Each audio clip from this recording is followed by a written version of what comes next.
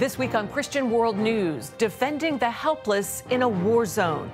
Dangerous gangs control 80% of Haiti's capital.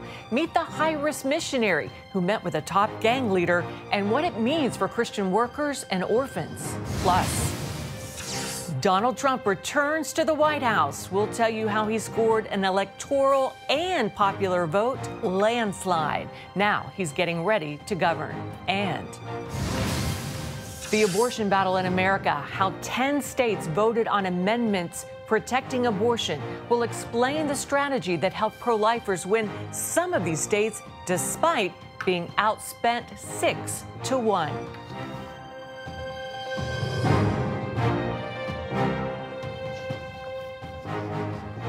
Welcome to Christian World News, everyone. I'm Wendy Griffith. The Caribbean nation of Haiti is in turmoil as gang violence grips the capital, Port-au-Prince. The man reportedly at the center of the chaos, Jimmy Chirizia, also known as Barbecue. He leads a powerful group of gangs that's accused of multiple kidnappings and violence. CBN's Chuck Holton traveled to Haiti with missionary Victor Marks to meet Chirizia and hear his story and hopefully secure protection for orphans and missionaries. Port-au-Prince feels like a war zone. Gangs control 80% of the city and want more, while the remnants of a failed government struggles to maintain order. Even so, missionary Victor Marks is still investing in ways to ease the suffering. The reason I'm here in Haiti doing all this high-risk missionary stuff is a while back we responded to the urgent request of an orphanage that was under imminent threat of attack by many considered the most notorious gang in Haiti, the Moazu 400. It broke my heart to think of the possibilities were if this gang attack to take control over that area. While the orphanage was saved, a desperate population remains. Some say gang leader Jimmy Barbecue Chirizia is Haiti's most dangerous man. He faces sanctions from the U.S. and the United Nations. Entering his territory uninvited is all but suicidal. Yet when he offered an interview, Marks and his team quickly accepted. Chirizia led us deep into his stronghold, a slum few outsiders dare to enter. Casting himself as a defender of the poor fighting corrupt elites, he dismissed the UN's $600 million peacekeeping mission. Okay, he said there's no force coming from abroad, whether it's the Kenyans, Jamaicans, Americans, whoever, that are going to change Haiti. Americans have proved that already with intervention. Yes. This is right in the center of one of the neighborhoods in Port-au-Prince that is a no-go zone, even for the police. And you can see the evidence of the gunfights that have happened right here at this sports park in the middle of this neighborhood. But the people that live here say that it's not the gangs that they're afraid of, it's the government. I talk to people on the street, slums to wealthy, and I go, do you trust the government? They all say no. I mean, without reservation, no. So the government has its existing currently, and how it's been, it doesn't work. While Chirizia's critics see him as a gangster, he insists he's fighting for Haiti's forgotten people. The real enemy isn't the gang, he says, but the elite families who've kept the nation in poverty for decades. That's why he, who's led this charge, this movement of the Vivre Ensemble, and Jimmy always says this, unless there's a dialogue, unless Haitians can come sit at the table, you know, he's forced the hand of everybody, the international community, the politicians, the oligarchs. They're going to have to sit with them, or nothing's going to change. Despite the overall portrayal of Chirizia, Marks sees a man on a mission. He's truly fighting for reformation and some level of better equality, at least of opportunity. And he doesn't make himself out to be a saint, but yet, you know, prayed with him. We got to pray with him. Hear his heart for vision. Pray you fill him with your spirit, God. Give him eyes and heart. Increase his capacity for love. He said the only thing that can take Haiti out of its current crisis is dialogue. With the arrival of Kenyan troops as potential peacekeepers, many Haitians wonder if this new mission will bring real change or just more of the same. While it's clear what they have isn't working, Marks managed to come away with a promise. I'm publicly letting everyone know that I have agreed with Victor Marks that no violence against children, orphanages, American missionaries, and any Haitian that help them will be tolerated by Vive Ensemble. Marks and others concerned with the situation can only wait and see if that promise is fulfilled. Incredible. Well, CBN correspondent Chuck Holton joins us now with more on this. Chuck, great to see you. Barbecue, as he's called, is a gang leader. Why meet with him and hear his views? Well, so you heard there in the piece, Victor Marks went down there originally at the request of an orphanage that was being threatened by one of the gangs. There are about 200 gangs that have taken over Haiti. Jimmy Cherizier is the most powerful leader of a cooperative of gangs, of about 9 different gangs that control Port-au-Prince. And so Victor has a very large following on social media. He was putting out information about what was happening down there. And he got contacted by Jimmy Cherizier offering an interview so that, hey, come hear our side of the story. And even though that was an extremely dangerous thing to do, as you can imagine, in a failed state like Haiti, Victor and his team decided to go, and they invited me to go with them. And you went with him. Of course, you live for danger. Tell us more about Victor Marks, though, and how he got this interview. Well, you mentioned social media, but what does he hope to accomplish now? Victor and I have worked together all across the globe. He does a lot with human trafficking, helping to find and rescue children out of human trafficking. He does a lot with getting people out of poverty and other very dangerous situations. They've got a home in Iraq, for example, that takes girls that have been trafficked there and gives them a place to live. And they got a place in Southeast Asia that does the same. And they also go after the people who are victimizing these children and go after the predators. So obviously, that's real newsworthy stuff right up my alley, and I've worked with them for a long time. And that's why he got the call from this orphanage in Haiti, because they found out about the work that he does, sort of combining not just missionary work, but and evangelism, but with a sort of Jason Bourne twist, I guess. So let me get this straight. The gang leader, Cherizier, that you guys met with, he was attacking orphanages, but now he's pledged not to attack missionaries or orphanages, right? No, actually, what happened is there are other gangs that he does not control or has very marginal control over that were coming after this one particular orphanage. And they have been massacring lots of Haitians along the way as well. Now, Jimmy Cherizier is a former police officer who was pushed out of the national police. They basically tried to assassinate him, and he got angry and kind of decided to take over this gang and go after the government. And he was able to exert enough influence on the gang that was threatening the orphanage to get them to stop. And because he controls this Vive Ensemble, which is an cooperative of at least 9 very powerful gangs, they have enough power to tell gangs that are not within their fold that they better fly right or bad things will happen. So this is how things get done in Haiti. I'm so sorry, we've got to wrap, but we will continue to pray for Haiti because we know they need the Lord's intervention in this situation. Chuck, great reporting as always. Thank you so much. Thank you. Coming up, Donald Trump returns to the White House, how he pulled off a landslide victory, and what Israel and the Middle East are expecting from his second term.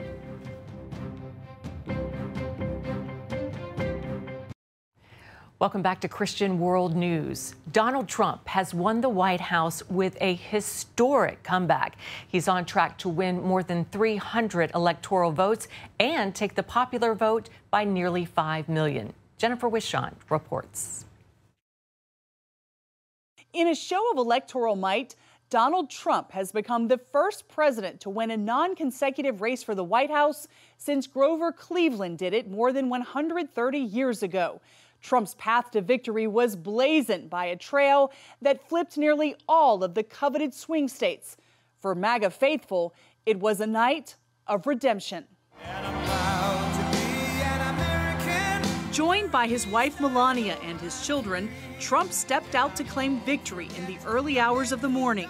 Frankly, this was, I believe, the greatest political movement of all time. There's never been anything like this in this country. He renewed his promises on the economy, immigration, and what he calls common sense leadership. This will truly be the golden age of America. That's what we have to have. Now he'll get to work forming his cabinet, along with J.D. Vance, a man with his own inspiring personal comeback story. I think that we just witnessed the greatest political comeback in the history of the United States of America. And he pulled off something that's eluded Republicans for 20 years. Along with the Electoral College, Donald Trump is poised to win the popular vote. Trump won white women by 52%. He also won Latino men and white men. Christian voters also made a difference. Trump won 62% of the Protestant vote and 56% of the Catholic vote. Now comes the hard part of governing. He'll inherit an economy a majority of Americans say isn't working for them, along with 2 wars and mounting tensions with America's foes. He's going to have to worry about not upsetting the U.S.-China relationship so much that the economic costs spill over into the security realm. And reuniting the bitterly divided country. I think what we have tonight is a red, white, and blue wave in this country. Because what we need in the United States of America is leaders in Washington, D.C. that actually put the interests of American citizens above all else. And with Republican Bernie Moreno's Senate win in Ohio and Jim Justice's win in West Virginia, Trump will enjoy a Republican majority in the U.S. Senate. We need the Republican Party to start solving the problems of this country, and we have a significant number of problems. Dozens of House races across the country have yet to be called, but Speaker Mike Johnson, who won his bid for re-election in Louisiana, says he's confident the GOP will retain its majority. So look, it's too early to call everything, but we're very optimistic. I mean, it looks good. I've been in the war room. I'm calling the candidates as they're calling the races. Republican control over the White House and Congress would give the GOP a big boost in passing its agenda. Many people have told me that God spared my life for a reason.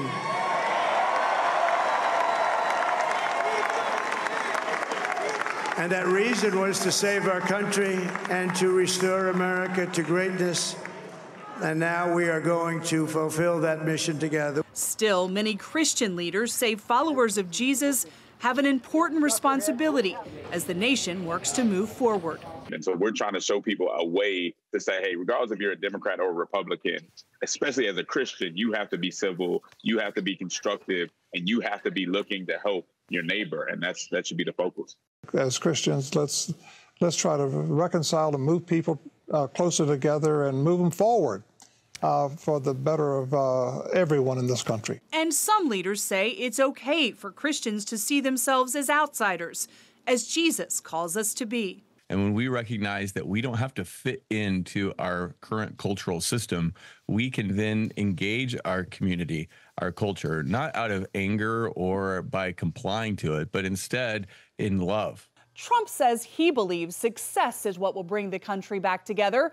When he starts implementing his agenda and the country has some wins, he believes the nation will begin to heal. Jennifer Wishon, CBN News, Washington. Thanks, Jennifer. The results of the U.S. presidential election having an impact in a crucial part of the world, from Tehran to Tel Aviv to Gaza. People in the Middle East are speaking out about Trump's victory. Chris Mitchell has the reactions. Some journalists from Arab Gulf nations hail Trump's election as a victory for the moderate axis in the Middle East. One wrote, President Donald Trump return to the White House is a nightmare for the terrorist militias and a new hope for stability in the Middle East. This Saudi journalist said, Trump's victory is a victory for Israel in its war against terrorism. Trump has previously shown strong support for Israel, and he will continue this support, which could give Israel more freedom in its fight against Hezbollah's terrorism. Hezbollah leader Sheikh Naim Qassam, hiding in Tehran, remained defiant. We do not expect the end of aggression to be based on a political movement, and we will not beg for the aggression to stop. We will make the enemy demand an end to the aggression. Iran's currency, the rial, fell to an all-time low after the election, leaving some Iranians pessimistic about their future. 100% Trump will intensify the sanctions. Things that are not in our favor will be worse. Our economy and social situation will surely get worse. In Israel, many believe Trump's presidency will mean more reliable support from the U.S. It's a victory for all the American people, for all the Israeli people, and it's a victory that erases every word of anti-Semitism in the world. Good luck to him, all the best. We love him. Well done to him. Basically, the governments are considered to be as business, and he would be someone that could take care of business, so to speak, as opposed to someone of Kamala Harris. In Gaza, some hope Trump will end their suffering. I hope to God that he is a man of peace and finds a solution for us. Enough blood. You see how the streets have become. There is no house without a martyr, a wounded person, or a disaster in it. Meanwhile, some Israelis are protesting Prime Minister Benjamin Netanyahu's decision to fire Defense Minister Yoav Gallant. In his farewell address to IDF troops on Wednesday, Gallant praised their unprecedented military achievements. We changed the balance of power in the Middle East, from Gaza to Tehran, from Hudaydah in Yemen to Dahaya in Beirut. In all these places, things happened that had never happened before, and we set our enemies back decades. Also on Wednesday, Netanyahu spoke with President-elect Trump about Israeli security and the threat Iran poses to both their countries. Chris Mitchell, CBN News, Jerusalem. Thanks, Chris. Coming up, the abortion battle in America. 10 states sought to enshrine abortion in their constitutions. We'll tell you how it all went down. Stay tuned. Welcome back. The pro-life movement in America scored a few important victories on election night. As Lori Johnson tells us, some believe the results serve as a blueprint for success moving forward. Tuesday, 10 states voted on abortion ballot measures. Pro-life voices came out on top in 3 of those states, despite being outspent by the abortion industry 6-1. Voters in South Dakota, Nebraska, and Florida rejected calls to expand abortion access, thereby keeping bans on the procedure in place. We were thrilled to see some great victories this year. Outspoken pro-life politicians in those states deserve much of the credit. In South Dakota, Senator John Thune, Representative Dusty Johnson, and Governor Kristi Noem fought against their measure. Nebraska, Senator Pete Ricketts and Governor Jim Pillen did the heavy lifting in that state, and Florida Governor Ron DeSantis went the extra mile to defeat Amendment 4.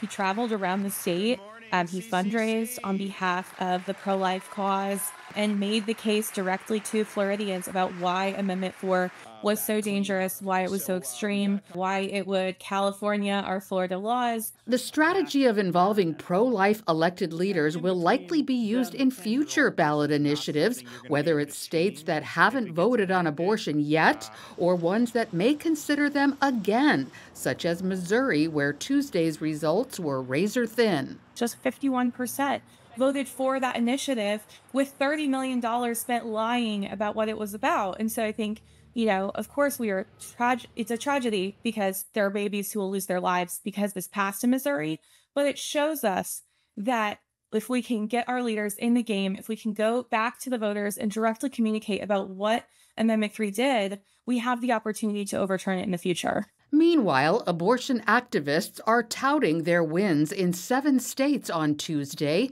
One Planned Parenthood official claims banning abortion and restricting access to essential care is a losing issue. Voters chose freedom.